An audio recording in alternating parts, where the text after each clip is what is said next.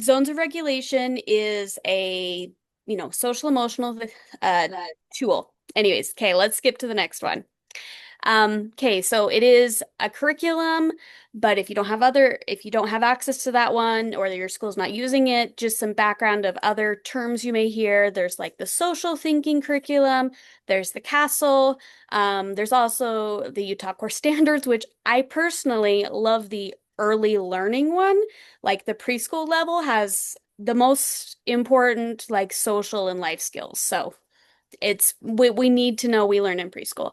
But it's also included in health education if you're like, oh, but I have a fifth grader. And then there's like the Iowa expanded core curriculum for students who are DHH includes a lot of those social emotional. So if you want some guidance of like, where should I go if I'm not using the zones of regulation, these are some other options, paid and free. Okay. Okay, but background, I'm just curious. I know that I'm pretty sure USDB uses zones of regulation. Does any other district use it? Are you guys like familiar with that terminology? It's usually handled by occupational therapists.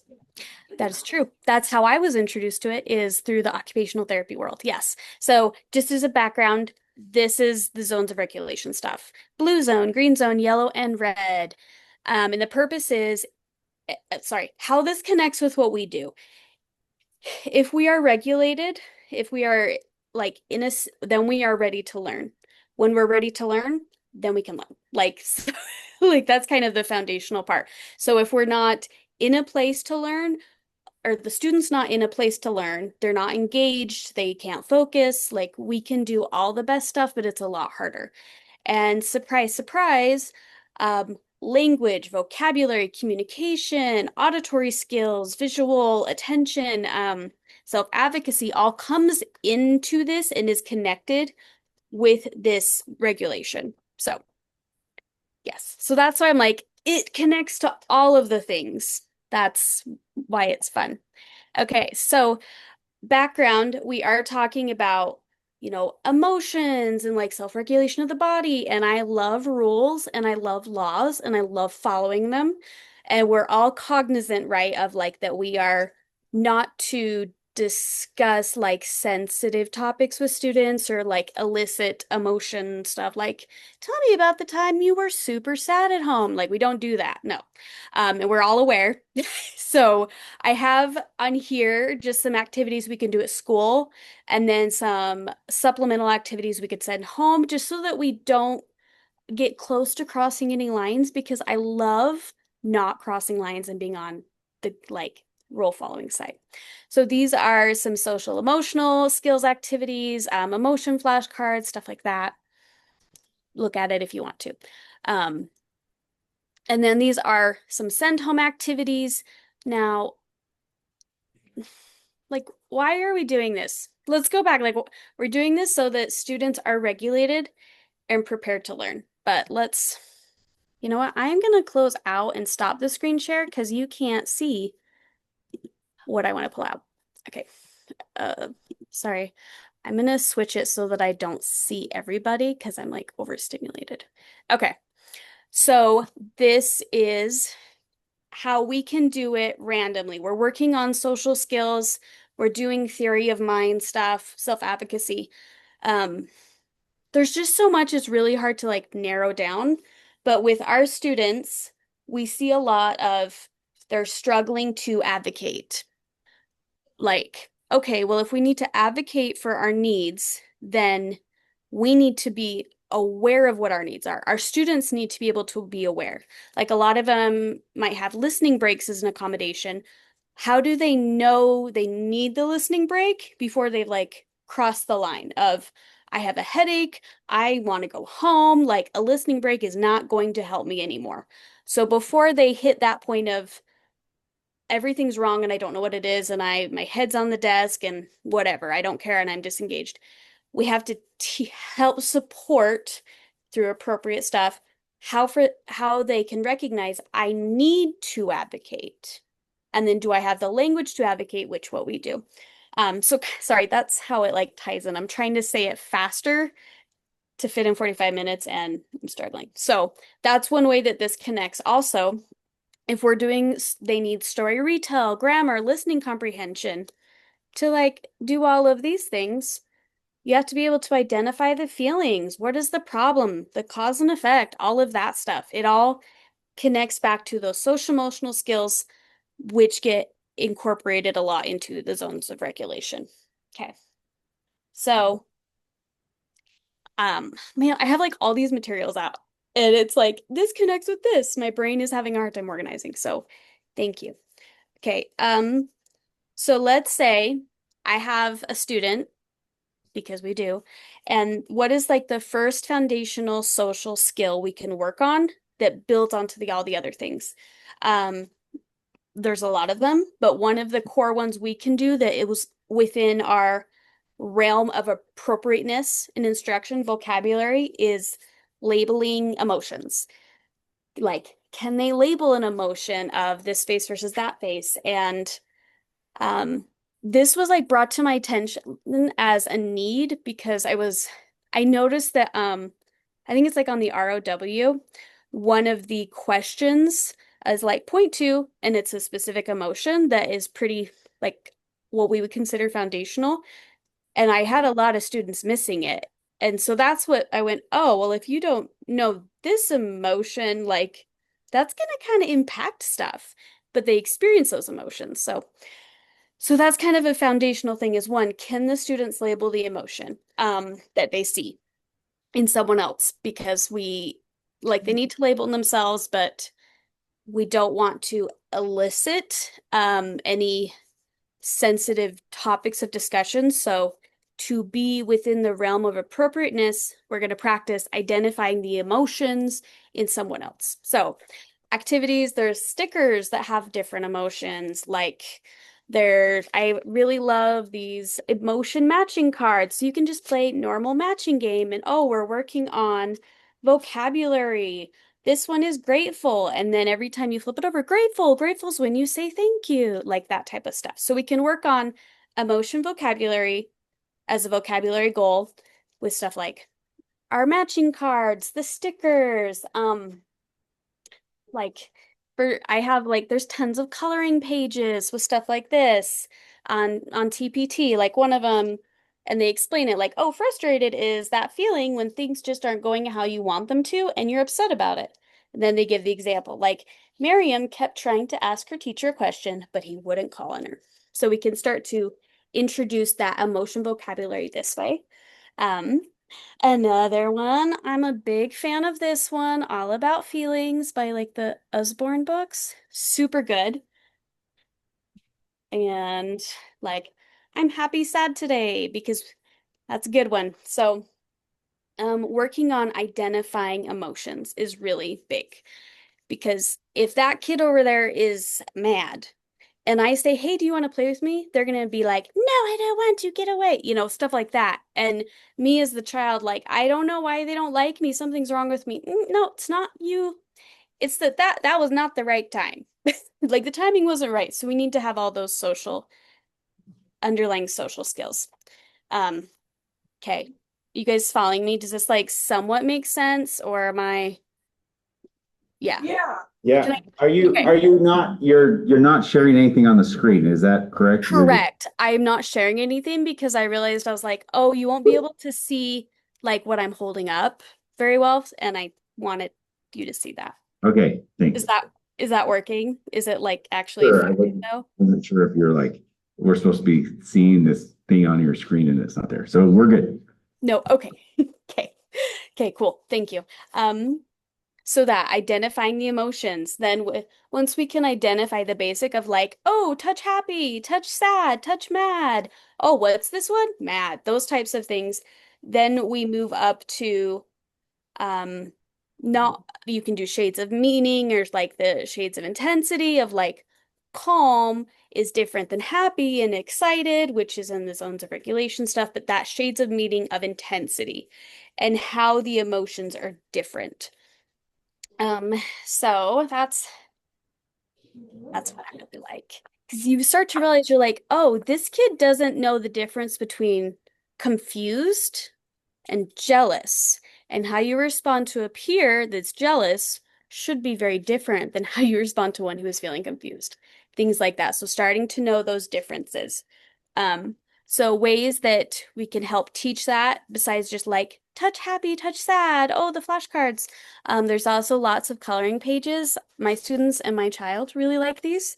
So there's this, like you start to get the vocabulary for the emotion. So like, oh, this one is scared. And you color it and it's identifies the body feelings are like fast heart, shaky hands, tight stomach, cold sweat, things like that. So they can go, oh, I like Little Red Riding Hood in the story. What is she feeling? I know she's feeling scared because she has boom, boom, boom, boom, that way. Um, so identifying with language. Um, and that is one way. And trying to like, I want to make sure this connects with what we do in a way. So, yeah. So we can do that in vocabulary. Yes, it's helpful for just expanding language, social emotional awareness, but also the going back to that self-advocacy part. So let's see, I don't know if I have it, but there's one of them, one of these coloring pages that's tired. So for students to advocate that they need a listening break, they need to recognize they're tired. Like, oh, my head is on the desk. I want to close my eyes, and it's really hard to listen. Oh, you know what? I might need a listening break, but that self-awareness, they have to know these are the clues to watch for. Like we do that as the adults, but the kids have to start to learn these are my own clues, but we don't want to like teach them that in a illicit emotional or complex stuff, right? So I like to send these home with parents or like introduce, yeah, we did a matching game and we worked on these vocabulary words, which are emotions. And then here's some follow-up so you can talk about, how these physical signs with vocabulary match the emotions. So that's another one. Okay, thanks. Thanks for following with me. We're good so far. Um, I'll just kind of throw activities out. Is that okay? Is that I'm sorry, like this is really hard online because I can't see anybody, but when I was in person, you guys were giving me such good feedback. So I know you give good visual feedback. Um, so another activity that supports this is that not right now, buddy. Sorry, refocusing that theory of mind of like my experience is different from your experience, but working on that through language. So some books I would suggest are like I like bees, I don't like honey, which is really cute. The first line is like Jackson likes bees, but or no, I know something strange, but a little bit funny. Jackson likes bees, but he doesn't like honey. So with that, we are hitting that social thing but concepts, but also we could say, oh, well, this is, we're getting rhyming and all those other things, as well as this book. I like this, you like that. Talking, so it's showing the differences, and then it also has a lot of opposites within it. Um, things like that. So and that helps build that foundational perspective taking, which also adds into self-advocacy. Um, so with that, some like language goals we could do are for syntax is using sentences with a conjunction like while or as well as or but or because those types of things connect with the emotions like she is happy because she's eating ice cream and I know from the last page that she loves ice cream. Those types of things we can connect it with complex sentences. So net like there's a lot of other things to support self-advocacy with that social emotional like our personal space. Here's what I do if someone's in my personal space like like, oh, I say, oh, like too close, please scoot back. And noticing, oh, that one, those types of things. So, okay. So pausing there for a second. There's my like, I'm gonna just do in the next 27 minutes, two topics that I want to discuss. I hope that's okay with everybody. One is how to join an ongoing conversation or play, because the strategy is the same for our students. This is really challenging. And then two is those social inferences. So knowing we're building those social emotional skills, we have the vocabulary, we're getting syntax to describe different perspectives. We have the cognitive concept of like, I like chocolate ice cream and you like vanilla. We like different things, and that's okay. Once we've moved past that, and we go, okay, but how do we connect with people and using language? So I would say, and joining ongoing play or conversations. I really, really like this book, Bubble Double. It's great, and I'll show you some of the supplemental things I use with it. And it's about how do I join a conversation? How do I know it's a good time to join one? Or not, those things like that. The only thing I don't like about it is that you say bubble double or double bubble a lot, and it's such a tongue twister by the end. So, but the content is really good, and like the pictures and discussions are really good. And so in this book, it introduces the concepts of like check, match, and stick. So like, oh, okay, I need to check what this other kid is doing, and it goes through this checklist of what are the things you're noticing, and then I need to match it, those types of things. So, going through it and reading this book with students, I've noticed that it really facilitates a lot of the metacognitive language, which we are working on. I understand. I'm like all of those things, as well as verbs for perception. Like I'm noticing, I'm seeing, I'm recognizing. So it supports a lot of those higher language skills as well, and goes through a lot of questions and so that the students can do it. Um, so they can like join ongoing play and ongoing conversations. Um, okay.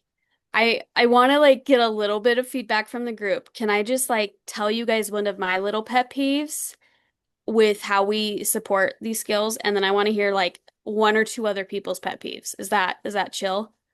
Yeah. Yep. Okay.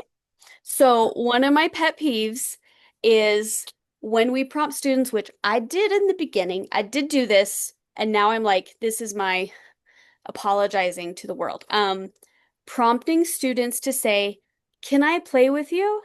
as a way to enter play, or like, "Can I talk to, like," because like what child with typical hearing, typical development on the playground does that unless they're prompted?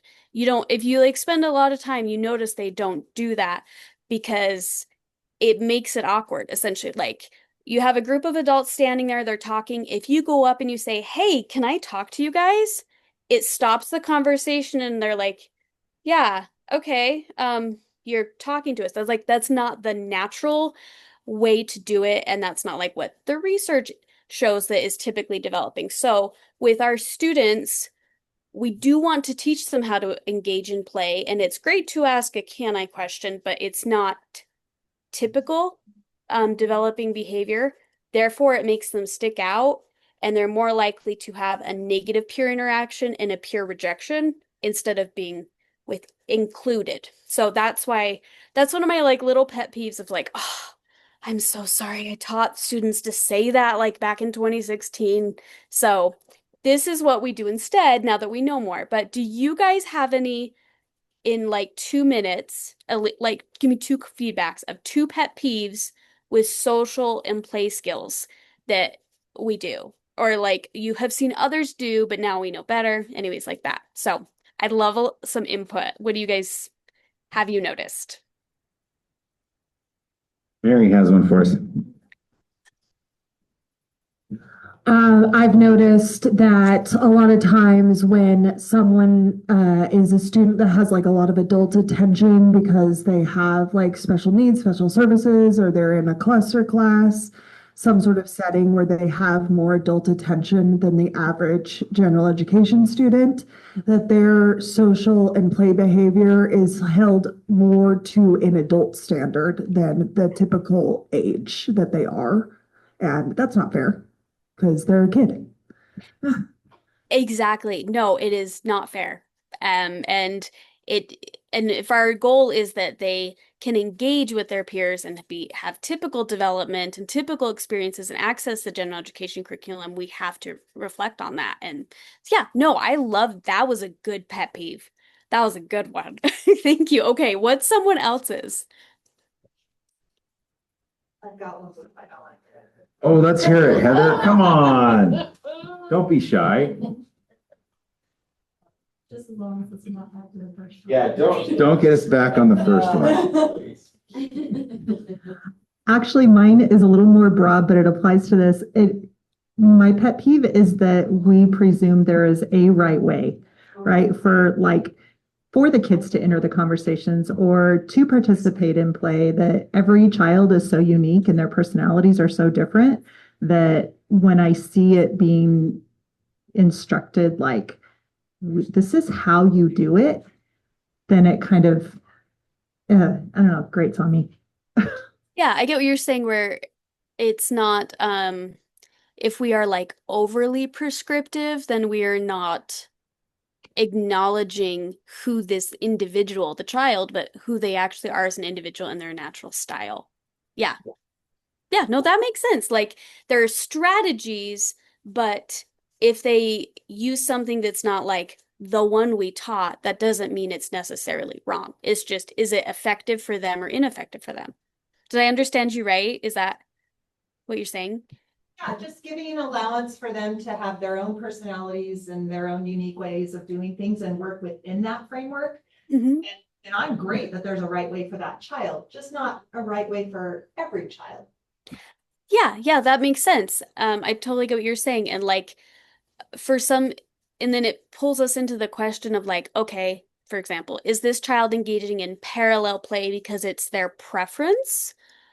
Or is it because they don't know or feel confident in having the skills to engage in cooperative play or like associative play? Therefore, that's why they're not doing it. Versus, are we respecting their individual preference? Yeah, which makes sense. Like, and can I just like praise this? I know these are pet peeves, but also can I just praise the thoughts behind it because our students have diverse needs and where it's about differentiating and we need to respect them as individuals. And then we all have to some degree like different communication modalities and that's more effective. And so like you guys' awareness of this in the play and social stuff, I'm like, oh, this goes back to our core values. Like, yes, you are acknowledging the child and you're thinking of that from different perspectives. Anyways, so just like love that. Okay. Anybody who's online, what's something you notice that you're like, that makes me uncomfortable or like Hey, cringe? hey, Leia. Yeah. So kind of what you were talking about, a lot of times I've noticed we are getting quite prescriptive in play. And there's so many issues like violence in play that we're striking away from rather than teaching them. I mean, good guy, bad guy play is extremely important developmentally. You know, we shouldn't shut that down just because they're pretending like they have a gun. You know, instead, find another way to help them express good versus evil, you know, that whole dramatic situation that they need to go through, they developmentally should experience. So we don't want them to pretend like they have a gun. Yeah, well, put a spider web in their hand then, you know, but don't shut down the play. Yeah, exactly. Because like that play, that theme of I'm exploring, like right versus wrong, themes of power and control, like that is a developmental thing. And I mean, it's very common. So yeah, no, you're right. Um, I follow on Instagram and TikTok, but like especially on Instagram, a lot of like play therapists because it is so cool that I mean, okay, so it's so cool to me that when kids engage in play, like they are kind of like therapizing themselves. They are working it out. We like play is for following the child's lead. Yes. And like you're saying, Kelly, they need to be able to go through these typical developmental themes without adults restricting it. Like, yeah, no, I love this. Okay, I feel like the vibe is that there are more thoughts about this with play. Anybody else? Because I feel like there's something out there. Maybe. No. I can't see any faces. This is so hard to read. Okay. Can we do the ask a child thing? Hey, bud, can I ask you a question? What's something that when you're playing, you don't like it that grown-ups do? What makes it hard to play?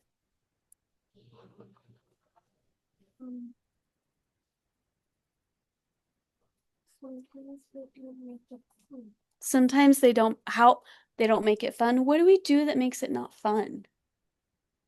Well, like when we try to play Pokemon, it's with me and you. Mm-hmm. It makes it not fun cause like Can you you're into the plants and never Oh. you're never like Walker. Do you want to pretend this or this? Oh, okay. So feedback from the child is that something he doesn't like that I do, which I'm glad he's telling me, is that when I play with him outside, that I'm not um this is good parenting insight. He would appreciate if I gave him like more options and freedom in play. Makes sense. Exactly what you're saying, Kelly. Cool. Like I was like, that is a thing of we want to teach these play skills and like the language and theory of mind, but also are we removing their options and not giving them enough freedom like within that? Anyways, yeah, sorry. Okay, I hope that is helpful for everybody. Helpful for me. Helpful for me. And also just can you guys do you want to see my dog? She's been in my lap this whole time, so if it looked like I was like petting a dog off screen, I was. Um okay. Sorry. Leia, She's can I cute. add a comment? Yes, please. So I have, my second child is, he has ADD, but he's more of a sensory kid. And so there's times that we know what he likes and he loves the pool. So my great nephew's birthday was last night. He's a 1 year old. And so my 9 year old, I said, let's go to his birthday party. It's going to be a swim party. And my nephew's like, yeah, I'll just go and watch. Or my son was like, I'll just go and watch. His name's Knox. And I'm like, okay, as soon as you see the water, you're going to want to swim. And he says, no, I just want to go watch. And I said, well, maybe we'll just bring your swimsuit just in case you change your mind. And so I think sometimes as the adult or the teacher or the instructor, when we know the likes and the dislikes of kids, it's still smart to prepare for that option if it arises so that they can. Maybe you're going to go out to recess and you know the student likes to play with a ball. And you can either, when they say, no, I don't want the ball, you can leave it inside, or you could take it out there and have it as an option for them once they warm up and they're comfortable with it. As soon as we walked into the pool area, he's like, this is a cool pool. I said, so do you want to get your swimsuit on? He's like, yeah. And immediately and swam for 3 hours, right? So I think that's one of the things too, of still giving them that freedom and agency to explore what they want without forcing them and turning it into a fight before they're able to go enjoy it. And so I think like reading that energy of the child and being patient until they realize that their idea is their idea, you just kind of help plant the seed to where they're open to that enjoyment of playing. Oh, yeah. And if we like that is literally the worst possible thing to do is to tell a child what to do. Like, do you want to play this? No, because it's the adult's idea. So yeah, totally.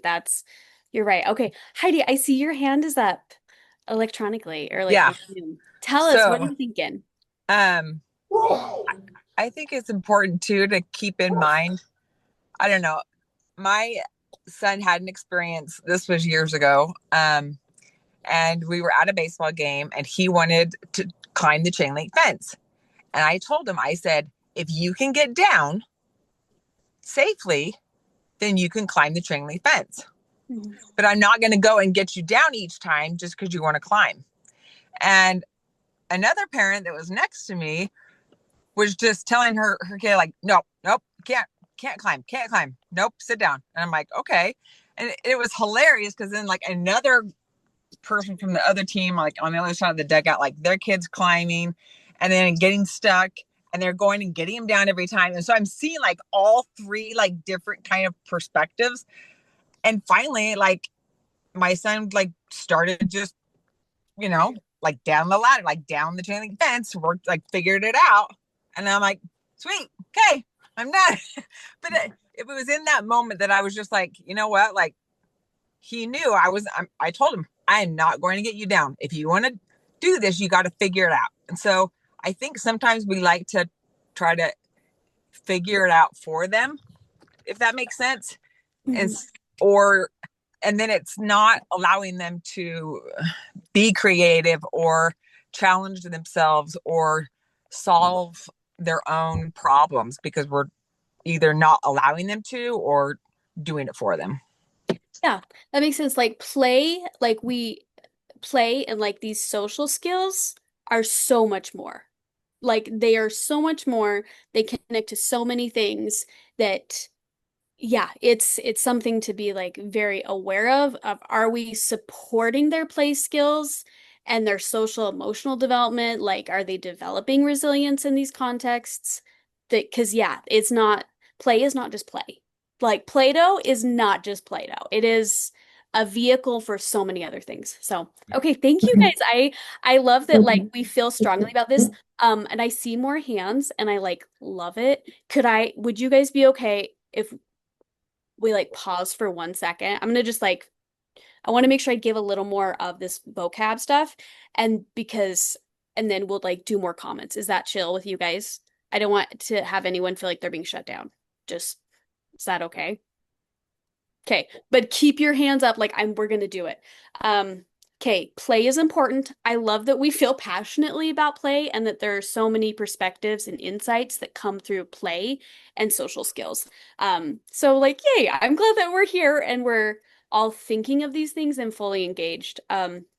Just brief, because so briefly for 2 minutes, I want to just try to give you, okay, when I am working with a student one-on-one next week and we're in the conference room, I can't really like help them interact with their peers directly. I'm not coaching resilience behaviors on the playground, like stuff like that. It's kind of like out of our realm of control, but what can we do that's in our realm of control within the umbrella of appropriateness instruction? And then also something that applies as a communication skill. So briefly, going back to this book, using that, in the book, it coaches things like how to engage in play. And the reason I want to point these out is because a lot of these skills are developed through incidental learning and incidental language, which we know our students have a hard time accessing, and therefore they have kind of deficits in this background knowledge, as well as a lot of joining in to play and conversation requires auditory skills and not requires, but is impacted by auditory skills and overhearing a conversation. And because we have a listening bubble or we have a different communication modality, that piece, how do we provide compensatory skills when that piece is not something that is accessible at this time for the student? So in the book, they talk about some of the things, and I feel like this is really beneficial for our students because we can show them here's what others are doing, learn to do incidentally, and you can do it, and it doesn't require the auditory piece. And then once they're engaged in play, they can do all these things that we've all talked about. Just like, how do we get them into the play, but with our scope of practice? So in the book, things that prompts like are, what are their feet doing? If their feet are kicking, is it because they're happy or mad? Like things like that. What are the sounds and words in their bubble? Well, we're not going to look at that right now. What are they looking at? What the other kid is looking at is probably what they're thinking about. If I'm looking out the window, I'm probably like daydreaming, but if I'm looking at the teacher, I'm listening to the teacher. So knowing to follow eye gaze to know what they're thinking, that like mind reading aspect. And then like, what are they feeling? Can we identify the emotion on their face which we've pre-taught with other materials. And with this, we get vocabulary words such as notice. That is a big one. Like, do you think they notice this? Are you noticing this? How do I know I'm noticing? Noticing means I look at something, I see it, and it like catches my attention and I understand it for like that brief second, or it catches my attention and registers in my brain. So prompt that could be a vocabulary word, but then, like, oh, we talked about this word notice today because it's academic and then it supports self-advocacy. All of that, but it also supports play, which we all feel strongly about and I love. Other things to teach visual cues. What are their hands doing? Are they trying to do like diamond painting, which is a very focused task? If their hands are doing diamond painting, don't try to give them a high five. Like looking at what their hands are doing, what is happening in their bubble, what are they doing? If they're hanging up their backpack, that's what their activity is. So if you just like go up and give them a hug, this might not be a good time to do that for many reasons, things like that. Or what is happening next to their bubble? I see this kid's feeling sad, but I don't know why. Oh, next to their bubble, someone is hurt. It gives that interpretation of how can I collect information about this social situation without auditory cues so that I can appropriately respond and engage. And by having that play, the next level is play. So those are some things to prompt. And as we know with our students, there can be a tendency to be a little more assertive and preferring to be in a leadership role in play, which other peers can perceive as being bossy and they don't like it. But when we know as the professionals, okay, this kid isn't being bossy because they want to be bossy, and they're not being bossy, but they want to be in these leadership positions because when they are in charge, they know what's going on and therefore they can participate. Things like that. So if we can teach them, okay, here's what's going on so that you can be a part of it without doing play behaviors or social things that kind of like kill the vibe, such as being overly directive, aka bossy with peers. So those are some things. Once again, with all of like these questions and things, we are teaching visual cues, but also that self-advocacy of how do I know that I need to advocate for this? Like, what's happening with my hands? What are my feet doing? What's my head doing? Oh, these clues tell me. How do I tell my teacher this? Stuff like that. So it's like it all ties together. But yes, I feel very passionately about play and social skills because as as I can tell, we all do, because it is what I think makes us human is connecting with others. And that's what we want our kids to do. We want them to have full access. We want them to effectively communicate in whatever their modality is. And to communicate effectively, you have to be able to engage. How do you engage? Well, we need to have these skills and strategies. We need to have the background knowledge to identify the emotions. We need to be able to do perspective taking so we can negotiate, like all of those things. So that's where I wanted to bring up. Zones of regulation is one way to get into that, but there's other strategies we can use. Okay. Kelly, you have been so patient. I'm sorry that I made you wait. I just wanted to like give my spiel. I hope I didn't make you lose your train of thought with play skills specifically. I think that Heidi had made, if you need a refresher, Heidi had explained about the kids like climbing on the chain link fence and like how we have to let them do their things and struggle and achieve. What was your thought you wanted to share? I don't know if I see her on the screen. I don't see her. Are you I have a comment here, Leia. Oh, okay. Yeah, looks like she's not here. Okay. Okay. Can I just make a comment? Oh, please do. Yes. The other Allison, for those who don't know. I just wanted to go back to the comment that was made about not telling kids what to do because you tell them what to do, they do not want to do that. Yes. At the same time, if you tell them, do you want to do this? They're going to say no. And you're like, no, but you need to. And they're going to be like, then why'd you ask me? And they'll be like, So, As the closer to the word. so you need to ask them and say, do you want to do this or this? And have them both be something that you want them to do. But then they get to choose. And so they're way more into the idea of doing it. Exactly. Like, do you ever say, like, do you want to make your bed? We made it optional. No, I don't want to make my bed. Like, exactly. How we phrase things is also if we want them to engage and to participate.